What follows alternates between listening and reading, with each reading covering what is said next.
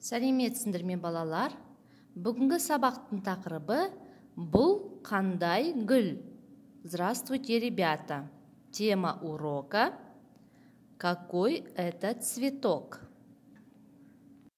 Жаңа сөздер, новые слова. Запишем в словарную тетрадку. Қызғалдақ, тюльпан, раушан, роза, бәйшешек, подснежник. Тағы да бір қайталайық. Қызғалдақ, тюльпан, раушан, роза, бәйшешек, подснежник. Тыңда, қайтала, оқы.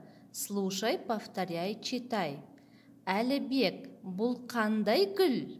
Әлібек, это какой цветок? Бұл раушан гүлі.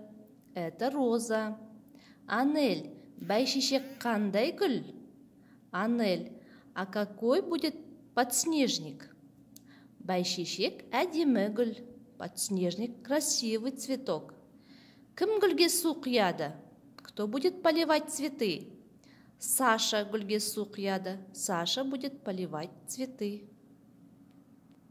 Айтылым, устная работа. Бірінші тапсырма, сұрақтарға жауап бер.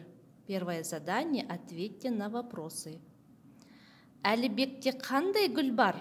У Әлібек какой есть цветок? Бәйшешек қандай гүл? Подснежник какой цветок? Кім гүлге су құяды? Кто будет поливать цветы?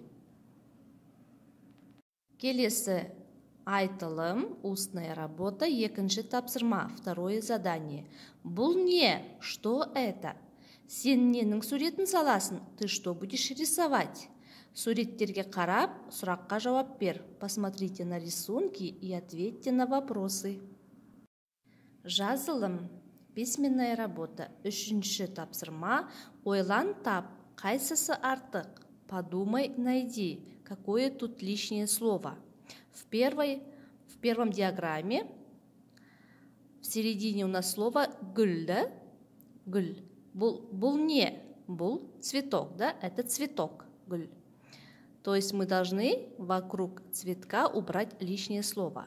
Бәйшешек – это у нас подснежник. Раушан – это роза. Қызғалдақ – тюльпан. Қоян – это у нас заяц. Значит, у нас лишнее слово. Какое будет? Қоян. Үйге тапсырма, домашнее задание. Жаңа сөздерді жаттап келу. Выучить новые слова. Давайте еще раз повторим. Қызғалдақ, тюльпан, раушан, роза, бәйшешек, подснежник. Кел жаттығайық. Давайте упражняться. Қырда шешек гүл ашып, жау қазындар жайқалды.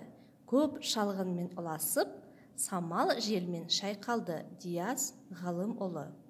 Осымен сабағымыз аяқталды. Сау болыңдар.